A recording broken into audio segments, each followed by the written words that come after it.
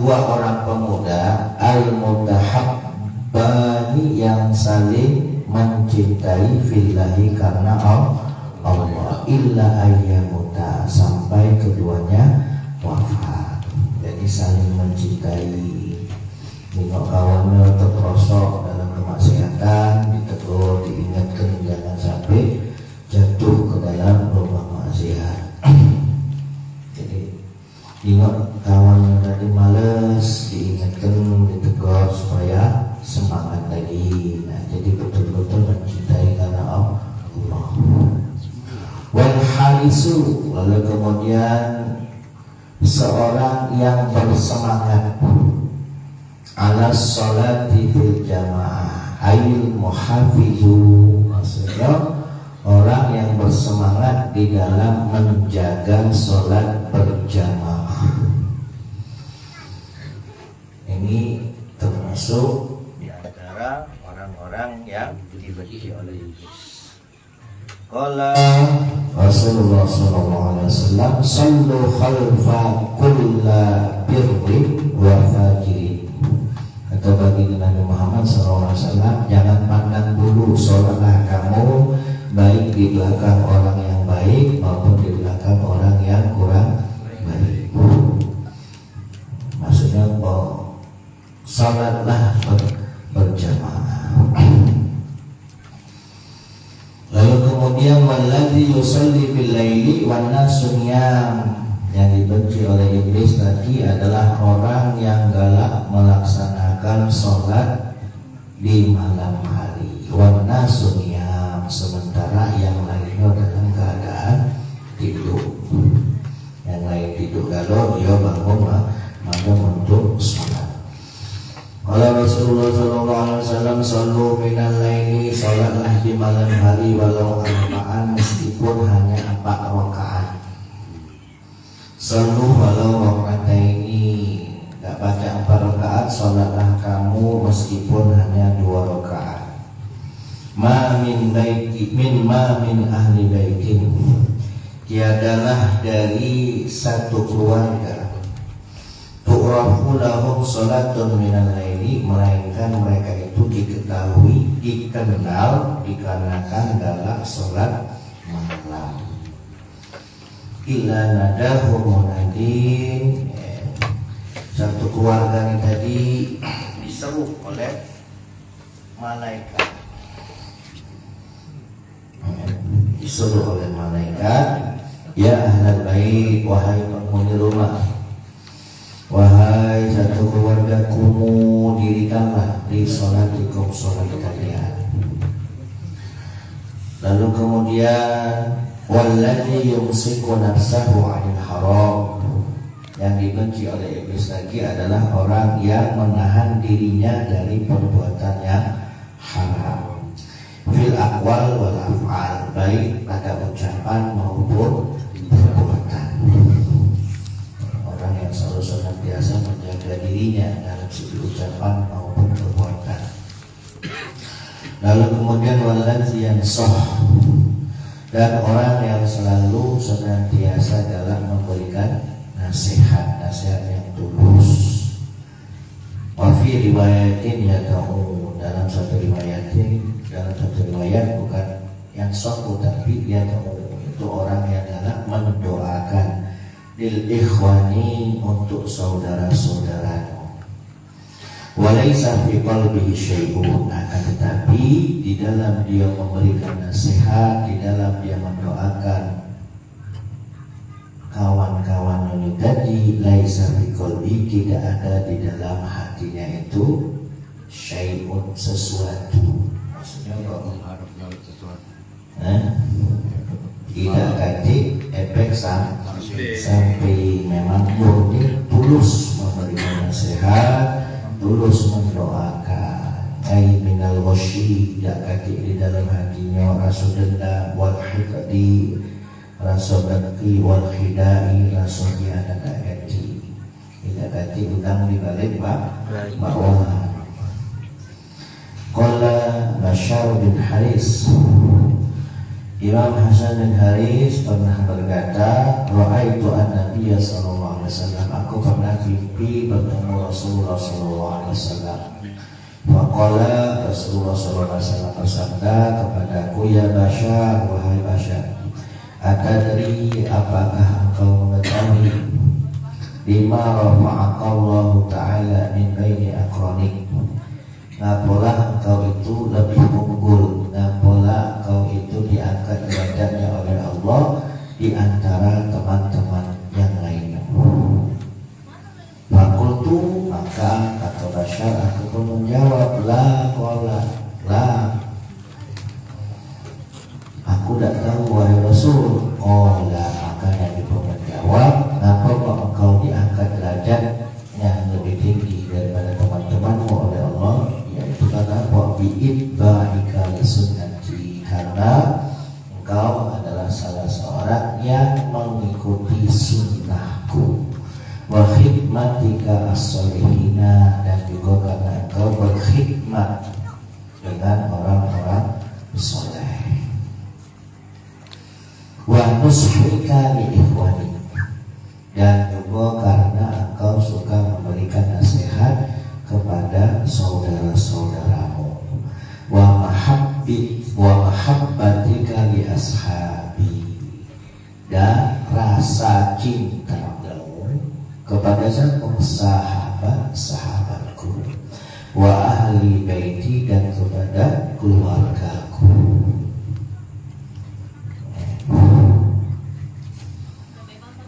Jadi kita sebagai umatnya baginda Nabi Muhammad ini jangan sampai ada rasa benci baik kepada sahabat Nabi maupun kepada ahli bait. Sahabat Nabi ini adalah seseorang yang berperan, seorang yang mempunyai peran penting di dalam menyebarkan ajaran baginda Nabi Muhammad sallallahu alaihi wasallam. Para sahabat seperti baginda Nabi Muhammad bisa berdakwah sampailah ke Mesir, ke Baghdad, ke Eropa dan lain sebagainya. Ya, tanpa sahabat ya Islam tidak bacanya. Lalu kemudian Ahlul Bait. Ahlul Bait ini selain ajaran baginda Nabi Muhammad SAW, di dalam diri mereka ada faktor genetik. Jadi ada faktor keturunan seorang yang dimuliakan oleh Allah SWT. Dan jangan sampai kita tuh ada rasa benci, ada rasa senang dengan para zuriyah Rasulullah SAW. Kalau seandainya ada rasa cinta dengan para sahabat dan juga kepada ahli bait, maka itu akan menambahkan derajat di sisi Allah Ta'ala. Hadzal ladzi balagha manazilal abrar. Nah, hal inilah yang menyebabkan dirimu bisa dihantarkan ke derajat orang-orang yang baik, yang bisa menghantarkanmu sampai pada derajat orang-orang yang baik. Karena engkau mengikuti sunnahku, karena engkau selalu melayani orang-orang soleh, karena engkau memberikan nasihat kepada saudara-saudaramu, dan juga karena engkau mencintai sahabatku dan juga ahli baitku. Lalu satu lagi, wallazi yakunu abadan ala wudu'in, yang dibenci oleh iblis adalah orang yang selalu senantiasa dalam keadaan wudu. Qala sallallahu alaihi wasallam, man barang siapa tawadhu'a, yang berwudu ala tuhrin, yang mana posisi dia sudah suci lalu memperbaharui wudunya, kutiba lahu asyru hasanati, maka ditulis baginya 10 kebaikan untuknya. Qala asy-syaikhu al-Hibni, maksudnya apa? Aiman barang siapa tawadhu'a, yang berwudu-wudu'an dengan wudu musahiban li tuhrin, yang wudu tadi disertai dengan dalam keadaan suci. Dari dalam keadaan suci terus dia masih nak wudu, berarti tadi tidur wudu, memperbaharui wudu, yang kutiba lahu asyru wudu'ati, maka ditulis lahu untuknya sama seperti 10 kali wudu. Nah, 10 kali wudu, sementara wal wudu sikok wudu itu dilipat gandakan ke kebaikannya sampai 700 kebaikan. Lianna aqallal mudha'afa, karena minimal pahala kebaikan yang dilipat gandakan itu sab'u mi'atin, sampai dengan 700. Ziyadatan alal ashri al-mazkur, tambahan daripada 10 yang telah disebutkan fi qaulihi ta'ala, di dalam firman Allah Ta'ala, man barang siapa jaa yang datang bil hasanati, dengan membawa satu kebaikan, walahu asyru amsalihha, maka baginya 10 kebaikan yang sama daripada satu kebaikan yang dia buat. Ala ahadil aqwal, menurut salah satu pendapat, salah satu daripada beberapa pendapat ulama. Wal wudu, kenapa wudu itu adalah hasanatun, satu kebaikan. Yang mana satu kebaikan ini tadi apa? Fa yudha'afu bi asyrah, dilipat gandakan menjadi 10. Summa kulli wahidi, lalu kemudian setiap 10 minal ashri yudha'af bi sab'i mi'ati, dilipat gandakan sehingga menjadi 700. Ada 1 jadi 10, 10 jadi 100, dikali ke 10 jadi 700. Ya, setiap 10 jadi 100. Nah, jadi 700. Wayang bagi al-mulazima ala hazil adril azim, maka seyogianya bagi kita untuk selalu senantiasa mencari atau memperoleh ganjaran yang besar ini. Yang besar ini adalah wudu tadi. Alangkah bagusnya kalau kita selalu senantiasa baca menjaga wudu. Batal wudu, tidak batal juga, bisa kena wudu lagi, namun tadi itu wudu memperbaharui wudu itu juga bagus. Wasakhiyun, lalu kemudian siapa lagi? Orang yang dermawan, itu orang yang dibenci oleh iblis. Karena majelis baca berkembang karena ada yang nyumbang. Pondok baca berkembang karena ada yang nyumbang. Masjid baca berkembang bangunannya karena ada yang nyumbang, karena ada orang yang dermawan. Faman, maka barang siapa al-ba'dha, barang siapa yang memberikan sebagian hartanya, wa abadu al-ba'dha, lalu kemudian menyisakan setengahnya lagi untuk dirinya, bahwa sahibus sahqa, maka dia termasuk sahibus sahqa, orang yang dermawan. Lalu waman bazala al-aqsar, lalu barang siapa yang memberikan hartanya lebih banyak dari separuh tadi, wa abqa li nafsi syai'an, dan menyisakan hanya sedikit saja untuk dirinya, fahuwa sahibu jud, maka dia juga disebut sahibul jud. Nah, ini bedanya jud dengan sakho. Sakho dengan jud ini maknanya sama-sama dermawan, sama-sama galak berbagi. Kalau sakho ini memberikan setengah, yang setengah untuk dirinya. Kalau jud, sahibul jud ini lebih banyak memberi dan menyisakan sedikit untuk dirinya dewe. Nah, makom kita ini lah sampai di mana? Lah sampai di jud atau di sakho.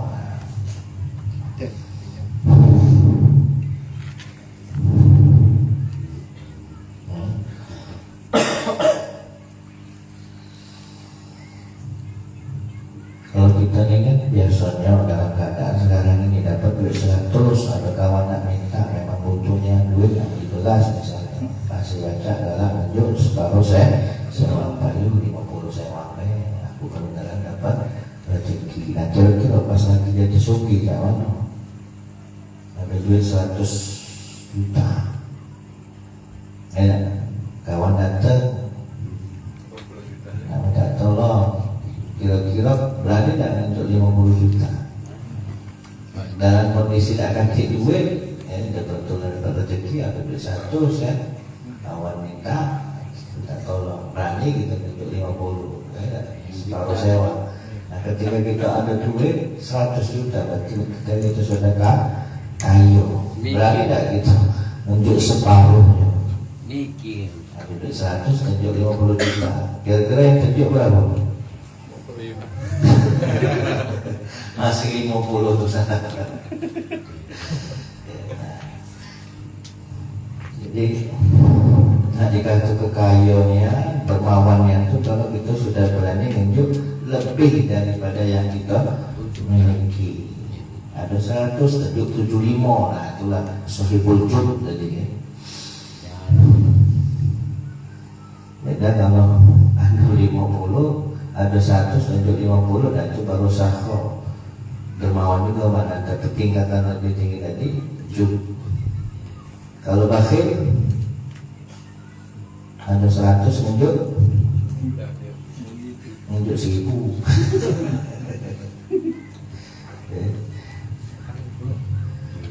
1%-nya nanti ya, kalau koma ya. Allah dengan duit dan dompet asli tadi dia ribu Bismillahirrahmanirrahim. Ya Rabbana darabna bi annana darabna wa annana asrafna ala laza asrafna fadab alaina tawbata sirri kulli awba wastur lana awrati wa amini rawati waghfir li walidina rabbi wa mauludina wal ali wal irwani wa sairil wilani wa kulli dhi mahabba aw jiratin asabba wal muslimina ajma'amina rabbi aslah fadlan wa judan manna labiktisabi minna bil mustafa rasulina zabi kulli suli sallallahu wa sallam rabbi alaihi ala habbi wa alihi wa sahbihi idadatu sisubbi walhamdulillahi bil badai wa